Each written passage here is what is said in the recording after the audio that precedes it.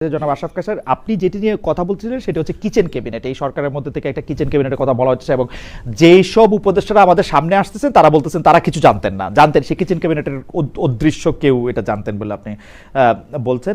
আমি সেই kitchen cabinet এই সরকারের মতো আছে কিনা, আপনি লক্ষণে আমরা বুঝি কিনা, সেইটি নিয়ে আমরা একটু জানতে চাইবো। কারণ কেউ কেউ বলছেন কোন সরকারে কিচেন ক্যাবিনেট থাকে না, আসলেই কিচেন ক্যাবিনেট থাকে, কারণ সরকার প্রধান তার সবার মধ্যে না। অনেকে বলে থাকেন এই কিচেন ক্যাবিনেট শুধুমাত্র তার উৎপত্তি হচ্ছে লন্ডনে, ভগীরথের তীরের মতো, এবং গঙ্গা হয়ে এটা বাংলাদেশে আসছে, যে এটা লন্ডনের একটা কিচেন ক্যাবিনেট এটা করে। আপনার একটু মতামত শুনতে চাই, এবং আর্মি কবে ব্যারাকে ফিরে যাবে সেইটা, এই দুইটা ব্যাপারই আসলে আমরা রিপন ভাইকে মাঝখানে শুনে জনাব আবু আলম মোহাম্মদ শহীদ খানকে দিয়ে শেষ করবো। কিচেন ক্যাবিনেটটা যদি একটু বলেন। যে কোনো সরকারেরই সবাই মিলে সব সিদ্ধান্ত নেন এমন না, অনেক গুরুত্বপূর্ণ সিদ্ধান্ত, স্পর্শকাতর সিদ্ধান্ত, ফিউচার ফরওয়ার্ড সিদ্ধান্ত, সেগুলো কিন্তু তারা গুটি কয় মানুষ নিতে পারেন। অন্তর্বর্তী সরকারে যে ব্যক্তিবর্গ বাইরে এসে কিচেন ক্যাবিনেট সম্পর্কে বলছেন, তারা তাদের হতাশার সুরে বলছেন, তারা অবহেলিত ছিলেন এমন বলছেন, এবং তারা গা থেকে তাদের দায় মুক্তির জন্য এইসব কথা বলছেন বলে আমার ধারণা। আমি দৃষ্টান্তমূলক তাদের কোনো পদক্ষেপ সেই সময়ে দেখিনি। কেউ পদত্যাগ করেনি, কেউ প্রতিবাদ করেনি, তারা কেউ কিন্তু নাগরিক সমাজের সোচ্চার কণ্ঠ ছিলেন, তারা সেই সময় কোনো কথা বলেননি।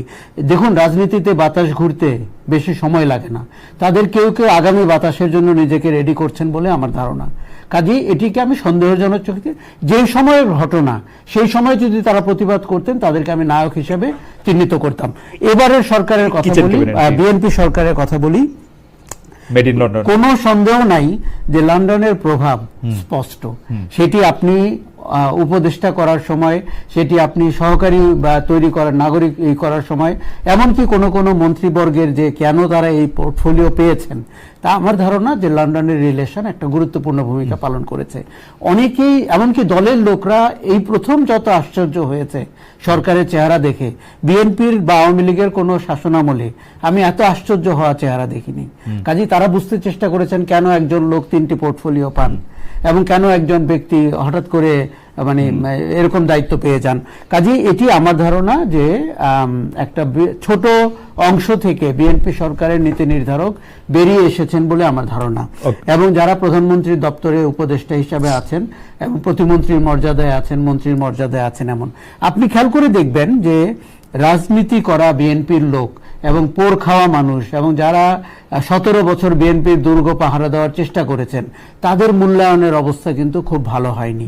এবং বরঞ্চ হাইব্রিড যারা বাংলাদেশের শিকড়ের সাথে, রাজনীতির সাথে কম পরিচিত, আমি জানি না দেশের বাইরে তারা কে কোন পরিচয়ে ছিলেন, কারণ ইদানিং আমার মোহ খুব কেটে গেছে দেশের বাইরে থেকে কেউ আসলে।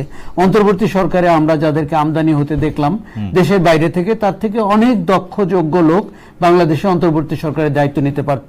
আমি একই কথা বিএনপির ক্ষেত্রে বলতে বাধ্য হচ্ছি যে একটি নির্বাচিত সরকার, জনগণের ভোটে নির্বাচিত সরকার, তাকে আমি দেখতে পাচ্ছি যে এক ব্যক্তির মুখাপেক্ষী হতে কিংবা দুটি পরাশক্তির মুখাপেক্ষী হয়ে রাজনীতি করতে, যেটি আমাদের এই যে পরিবর্তিত রাজনীতির যে আকাঙ্ক্ষা তার সাথে সাংঘর্ষিক।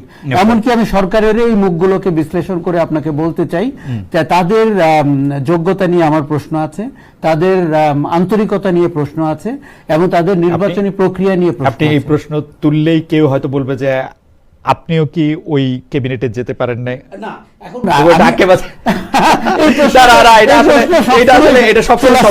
কিন্তু আমি চেয়েছি যে ফ্যাসিজমের পরে, শেখ হাসিনার দুর্বৃত্তায়িত শাসনের পরে একটি মানুষের যে আশা আকাঙ্ক্ষা তার সাথে মানানসই একটি সরকার হবে বিএনপির। এই জন্য বিএনপির পক্ষে আমি বলবো যে যতদিন তারা ভালো কাজ করবেন কথা বলবো, যেই মুহূর্তে মন্দ কাজ করবেন, গত 3 মাস বলেছি, আগামীতেও বলবো, যাতে করে বাংলাদেশের গণতান্ত্রিক পরিবেশটি নিশ্চিত হয়। আর্মি ব্যারাকে যাওয়া প্রসঙ্গে সেনাপ্রধান কয়েকদিন আগে বলেছেন যে কিছুদিনের মধ্যে সেনা সদস্য বের করে। আপনি কি মনে করেন যে এটা একটু লেট হইলো না ঠিকই আছে? এটা অনেক লেট হলো, এবং আমরা কখনো দেখিনি যে ম্যাজিস্ট্রেসি পাওয়ার নিয়ে সেনাবাহিনী বাজারে রয়েছে এবং তাকে আমরা ঠিক উপলব্ধি করতে পারিনি।